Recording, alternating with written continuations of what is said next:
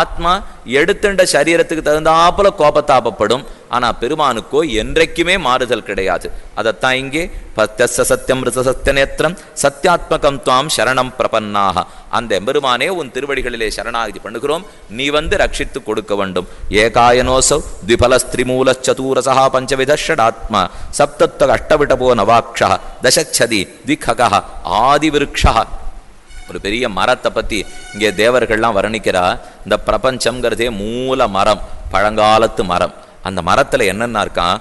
த்விபல 2 பழங்கள் பழுத்திருக்கு, திருமூல 3 வேர்கள் இருக்கு, சதுரச 4 ரசங்கள் உண்டு, பஞ்சவிதா 5 விழுதுகள் உண்டு, ஷடாத்மா 6 ஸ்வபாங்கள் உண்டு, சப்தத்வக்கு அதுக்கு 7 பட்டைகள், மரத்தில் பட்டை உரிக்கிறாளே 7 பட்டைகள் உண்டு, அஷ்டவிடபக 8, நவாக்ஷா 9 அக்ஷகாங்கிறது 9 துவாரங்கள், இந்த மரத்திலே 9 துவாரங்கள் உண்டு, தசச்சதி 10 இலைகள் அதற்குண்டு.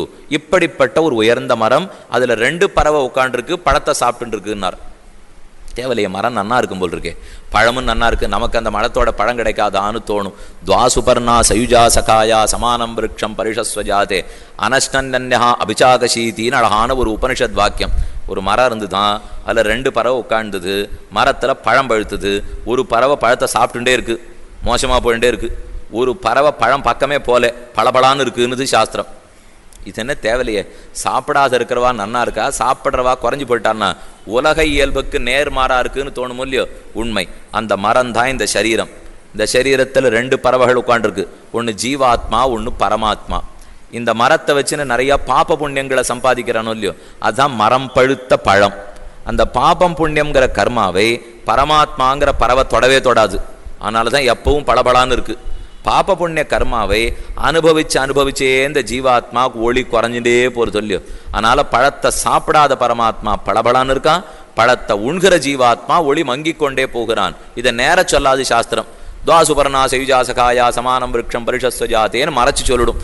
நாம் அதை அப்படி இப்படி தேடி ஆராய்ந்து ஓ இப்படி தான் அர்த்தம் போல் இருக்குன்னு புரிஞ்சுக்கணும். இதனால தான் வேதங்களுக்கு தமிழ்லையே மறைன்னு பேர் வச்சா. நான் மறைன்னு சொல்லுகிறோம் இல்லையோ, மறைனா தன் அர்த்தத்தை வெளிச்சம் போட்டு காட்டாமல் மறைத்தே சொல்லும், அதனால அதுக்கு மறைன்னு பேர். இப்போ அதே போல இங்கேயும் ஒரு அர்த்தத்தை மறைச்சு சொல்லுகிறார். இங்கே ஏகாயனோசோ த்விபல, மரத்தில் 2 பழம் பழுத்திருக்கே, சுகதுக்கங்கள்ங்கிற பழம். திரிமூல 3 சத்வம் ரஜசு தமசுங்கிற முக்குணங்கள், 3 வேர்கள். சதுரசா 4 ரசம் மரத்துக்கு, தர்ம அர்த்த காம மோக்ஷங்கள்னு 4 புருஷார்த்தம், 4 ரசங்கள். பஞ்சவிதா ஞானேந்திரியங்கள் 5ம் இதற்கு 5 விழுதுகளாக இருக்கும். ஷட் ஆத்மா 6 ஸ்வபாவங்களோடு இருக்கும்.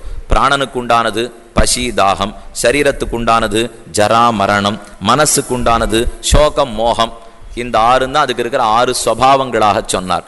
அதுக்கு மேலே சப்த பட்டைகள், பட்டை உரிக்கிறோமோ இல்லையோ, இந்த 7 பார்த்தா வசா மாம்ச ருதிர மேதா மஜ்ஜ அஸ்தி சுக்கலம். நம்ம உடம்புல இருக்கிறது எலும்பு சீழ் சதை அஸ்தி சுக்கலம், இந்த 7 7 பட்டைகளாக சொல்லுவார்கள். அதற்கு மேலே சப்த துவக்கு அஷ்டவிடபகா. அஷ்டவிடபகான்னு சொன்னது மகான் பிரகிருதி அகங்காரம் பஞ்ச தன்மாத்திரங்களான சப்த ஸ்பர்ஷ ரூப ரச கந்தம், இந்த 8 சேர்த்து அட்டவிட்டபம்னு சொன்னார். நவாக்ஷா 9 ஓட்டை இருக்கா அந்த மரத்திலே. இந்த உடம்புக்குள்ள 9 துவாரங்கள் இருக்கு இல்லையோ, 2 கண்ணு இருக்கு, 2 மூக்கு இருக்கு, 2 காது இருக்கு, வாய் இருக்கு, மலஜலம் கழிக்கிற துவாரங்கள் இருக்கு. ஆக நவத்வாரபுரமான பட்டணம். கீழே புரஞ்சரோபாக்கியானத்திலே ஒரு மாதிரி இந்த கதைகளை பார்த்துருக்கோம். நவாக்ஷா தசச்சதி 10 பிராணன்கள் 10 இலைகள். இப்படி இருக்கக்கூடிய உயர்ந்த மரம், இதிலே த்விகா 2 பறவைகள் உட்கார்ந்துருக்கு, ஒன்று பரமாத்மா, ஒன்று ஜீவாத்மா. இந்த மரத்துக்கெல்லாம் அதிபதியான கண்ணனே உன் திருவடிகளிலே சரணாகதி பண்ணுகிறோம். இப்படியே நாம் ஒரு 50 ஸ்லோகம் பார்த்தோம்னா அப்புறம் மிச்சம் இருக்கிற 10 நாளும் இதையே அனுபவிச்சுட்டு இருந்தோம்னா இன்னும் 10 நாளும் போகும், 15 நாளும் போகும். இப்படி உயர்ந்த கருத்துக்களை சொல்லி தேவர்களெல்லாம் பெருமானிடத்திலே சரணாகதி பண்ணி தேவரீர் வந்து பிறக்க வேணும்னு கேட்க சரியான காலத்துக்கு காத்திருந்தான். ஆவணி மாசன் பிறந்தது. அழகான ரோகிணி நட்சத்திரத்திலே பெருமான் அவதரிப்பதற்காக எல்லாரும் சித்தமா இருந்து சொல்றார். அத சர்வகுணோபேதா காலஹா பரமசோபனா யர்ஹேவாஜன ஜன்மக்ஷ சாந்தக்ஷர கிரக தாரகம். உயர்ந்த காலம் பிறந்ததாம். அத சர்வகுணோபேதா, நல்ல குணமுடையதான காலம், நல்ல நட்சத்திரம், திச பிரசேதுர் ககனம். ஆகாசத்தை பார்த்தால் எந்த இருட்டும் இல்லாமல் நிர்மலமாக உயர்ந்திருந்தது ஆகாசம். நிர்மலோடு கணோதயம், அங்க இருக்கிற நட்சத்திரங்கள்லாம் அழகே ஒளிவிட்டன. மகி மங்கள பூயிஷ்ட புறக்கிராம வர்ஜாக்கராக, கிராமத்திலும் பட்டணத்திலும் எல்லோரும் சுகமாக சாந்தியோடே இருந்தார்கள். நத்யா பிரசன்ன சலிலாக, நதிகளெல்லாம் மெதுவாக சத்தமிட்டு கொண்டு சலசலத்து தண்ணீரோடே ஓடின. ஹிருதா ஜலருஹஸ்ரீயா, அங்கங்க தேங்கி கிடந்த ஏரிகளிலே மயில்கள் ஆடின, குயில்கள் கூவின, பூங்கொத்துகளெல்லாம் தூவின. அந்த ஏரி முழுக்க மகரந்த தூழல்களாலே நிரம்பி போயிற்று. த்விஜாதிகுல சன்னாதஸ்தபகாக வனராஜயா. அடுத்து வவௌ வாயு சுகஸ்பரிஷா, வாயு மந்த மாருத்தமாக உடம்ப தடவிக்கொண்டே வீசித்து. புந்த கந்தவகா சுச்சிகி, நல்ல கந்தத்தை மட்டுமே வாயு காற்று எடுத்து கொண்டு வந்து நம்மிடத்திலே சேர்த்தது. அக்னயச்ச ஜுதாதீனாம் சாந்தாஸ்தத்திர சமிந்தத, பிராமணர்கள் பண்ணக்கூடிய அக்னி, ஹோமகுண்டத்தில் இருக்கிற அக்னியெல்லாம் ஓஹோன்னு கொழுந்து விட்டு எரியாமல் தங்களுக்கு தேவையானதை பெற்றுக்கொண்டு சாந்தமாக எரிந்து கொண்டிருந்தன. இப்படிப்பட்ட காலத்திலே மனான்சியான் பிரசன்னானி சாதுனாம் சுசுரத்ருகாம், சாதுக்களுடைய மனசு நிரம்பி இருக்கிற காலத்திலே ஆவணி மாசத்தில் உயர்ந்த ரோகிணி நட்சத்திரத்திலே நிஷீதேதம உத்பூதே ஜாயமானே ஜனார்தனே தேவக்கியாம் தேவரூபிண்யாம் விஷ்ணு சர்வகுஹாசய ஆவிராசீத்யதா பிராச்சியாம் திசீந்திருவ புஷ்கலா. மேற்கு திசையில எப்படி சந்திரன் உதிப்பனோ அதை போல சந்திரமயமான திருமுகமண்டலத்தோட கூட ராத்திரி பொழுதிலே எல்லாரும் தூங்கி கிடக்கிற காலத்தே தூக்கத்திலிருந்து எழுப்பக்கூடிய எம்பெருமான் திருவவதாரம் பண்ணுகிறான்.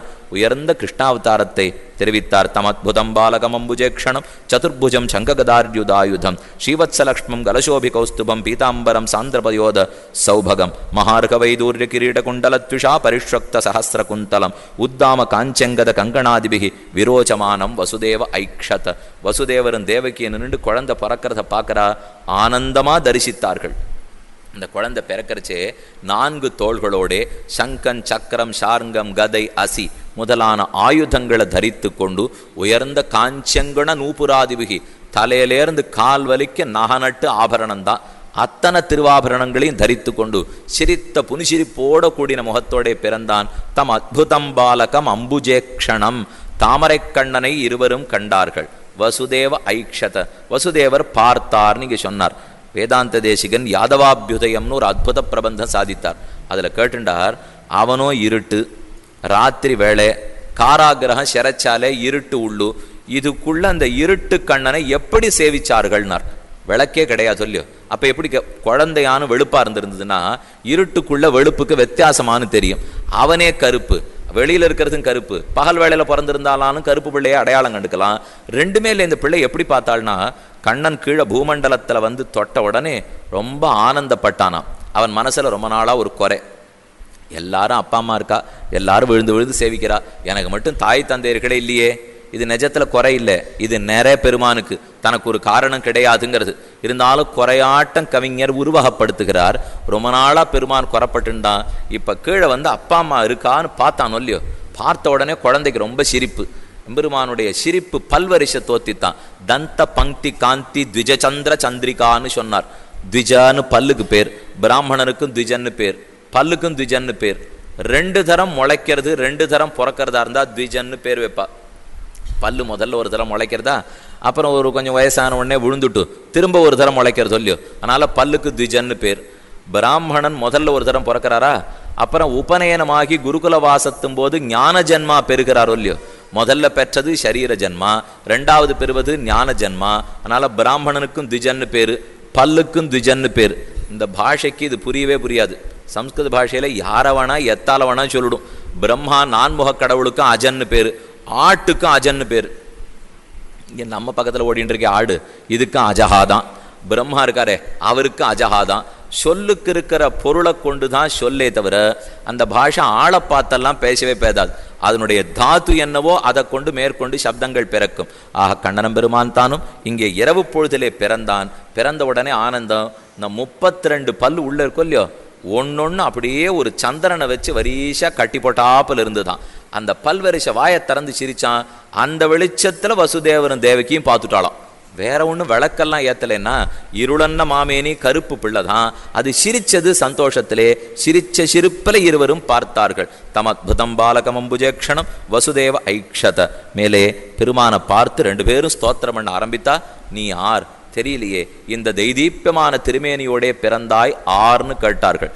குழந்தை பிறந்ததுன்னு சோபனம் சொல்லிக்க கூட முடியாது.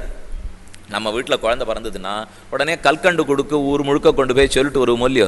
இங்கே எங்கே போய் சொல்லுவார் சொன்னால் கம்சங்கிட்ட தான் போய் சொல்லணும். வேறு 6 இடத்துல போய் குழந்தை பிறந்ததுன்னு சொல்லி கேட்போம். ஒரு கல்கண்டு கொடுக்கறது கூட முடியலையா